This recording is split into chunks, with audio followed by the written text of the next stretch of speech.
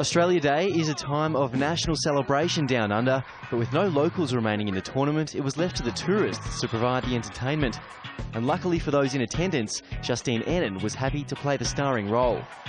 Nadia Petrova had been in career-best form earlier in the tournament, defeating Kim Clijsters and third seed Svetlana Kuznetsova. But it meant little as Henin earned herself 5 set points in the first set tiebreak. The diminutive Belgian needed just 2.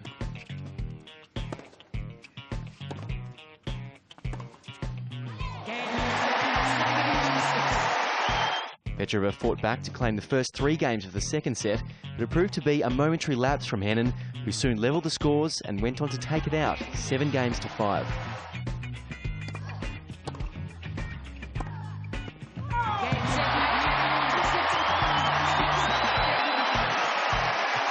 Wowee! Justine Henin is through and within 1 match of going through to the Australian Open final for the 3rd time.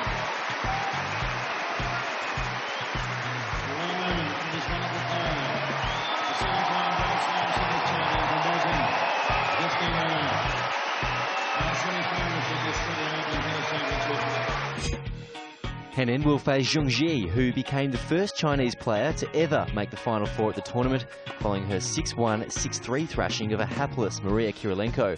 The glamorous Russian appeared to be hamstrung by a thigh injury and had no answers to her unseeded opponent, who progressed to the semi-final 6-1, 6-3.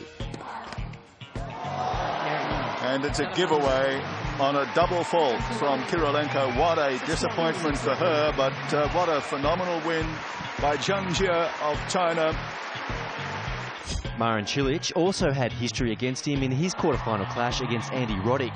Croatia is another country to have never produced an Australian Open semi-finalist, but it's another record that wouldn't last the day, as Cilic set about making his first Grand Slam semi. The 21-year-old dominated the opening 2 sets against an out-of-sorts Roddick who was slowed by an injured shoulder. But despite the injury, the American managed to stage a fight-back to level the match at 2 sets all, but the comeback was fleeting. Cilic through to the semi-finals in 5.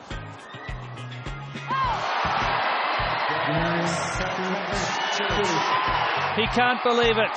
He is floating. The first Croatian to get to the semi-finals of the Australian Open.